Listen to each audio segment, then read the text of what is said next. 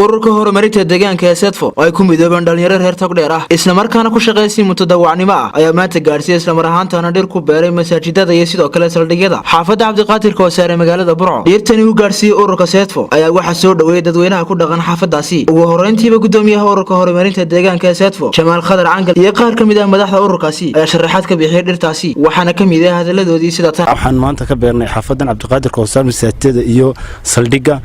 dhir gaaraysa 15 geed dhirta 15 geed gaaraysa waxaan ugu talagalnay in la manaafacadsado oo harkeeda la manaafacadsado waxaan xaafaddan ugu baaqaynaa in dhirta ilaashato haddaan nahay ururka horumarinta ilaalinta deegaanka ee Sedfo waxaan naga go'an inaanu dhammaan Soomaaliland ka dhigno cagaar meel kasta tahay gobol kasta degmo kasta waxaan ugu baaqaynaa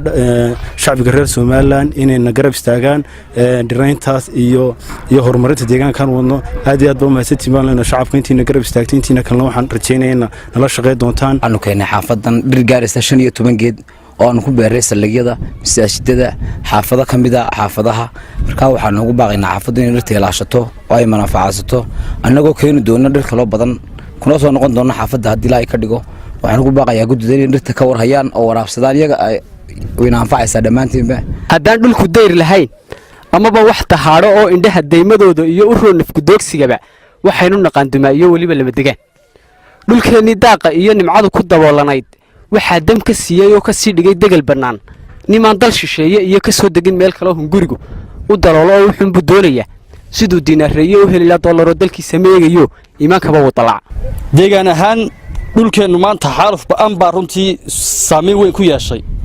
maadaama aad tihiin dhalinyaro runtii aqoon-yahano iskaashaday oo maanta u soo kacay gobolkii oo maanta aad ka shaqeynaysaan horumarkii deegaanka annaguna xaafad ahaan waanu idinka mahadnaqaynaa sida wanaagsan ee sharafta iyo karaamada leh runtii aa u garateen Cabdiqaadir Koosaare inaa maanta keentaan dhir oo masaajidka oo meelaha ugu muhiimsan iyo saldhigyada aa maanta soo gaarsiiseen annaguna waa ku mahadnaqaynaa halkaa ka sii wada xaafaddan Cabdiqaadir Koosaare ayaanu ka mid nahay joognaa odayaasheedii baanu nahay waxaanu aad ugu faraxsannahay diinta kor loo qaaday guriga Ilaahay dhirta lagu beerayo sharafna waxa leh ururka Sedfo oo noo dhirbeeris nagu sameeyay masaajidada iyo saldhigyada annagoo ku faraxsan arinta lana shaqeynayna waxaan rajaynaynaa